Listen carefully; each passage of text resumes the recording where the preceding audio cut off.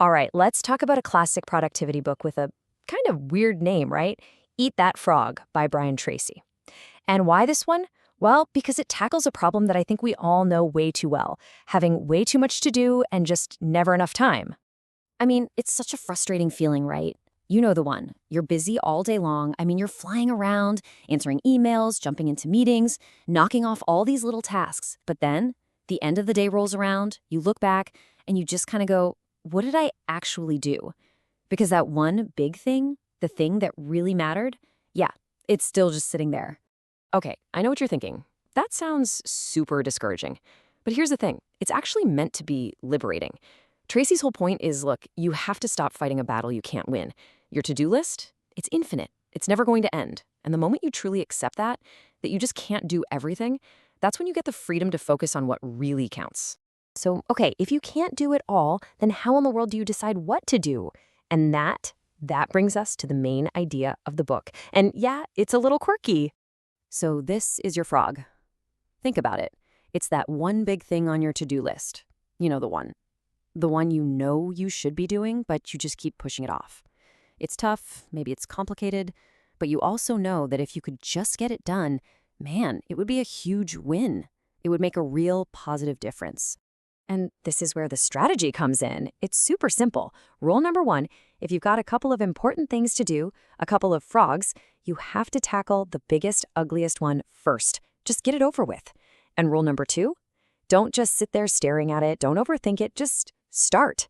Because the psychological payoff when you do is just massive.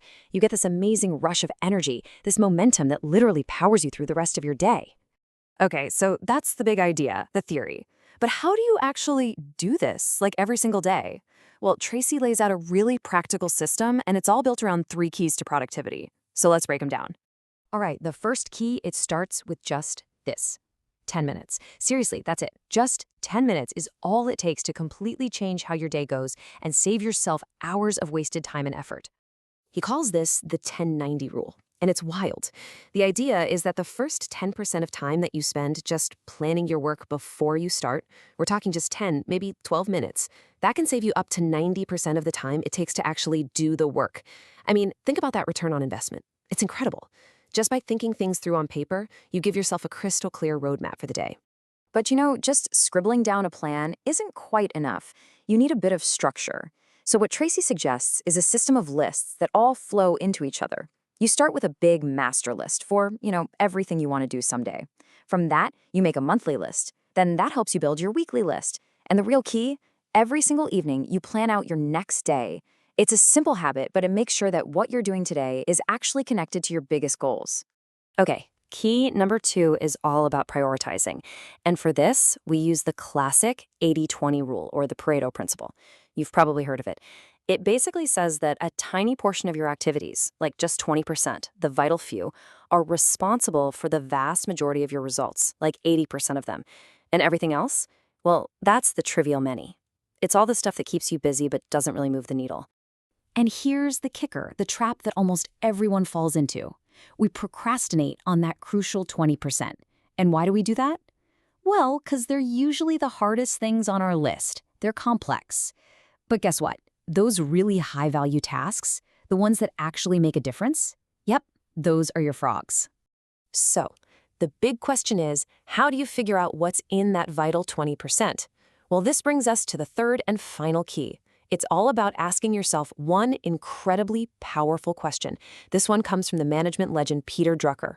And the answer to this question, it will always point you straight to your frog. It identifies the absolute highest value thing you could be doing. Okay, so let's pull all of this together. All these ideas, they boil down to one simple, powerful action that you can take like right now. It's time to stop just talking about it and actually put it into practice in your own life. So I want you to take a second. Seriously. Just pause and really ask yourself this question. When you think about everything you have going on, all the projects, all your goals, all your responsibilities, what is the single most valuable, most important use of your time right at this very moment? That thing that just popped into your head, the one you might have just groaned a little bit about, that's it. That is your biggest, ugliest, most important frog. That's the task that holds the biggest reward for you once it's done. So that's your mission, should you choose to accept it. Every single day. Before you even think about checking your email, before you do any of the easy stuff, your job is to get crystal clear on one thing. Find your frog. And then what do?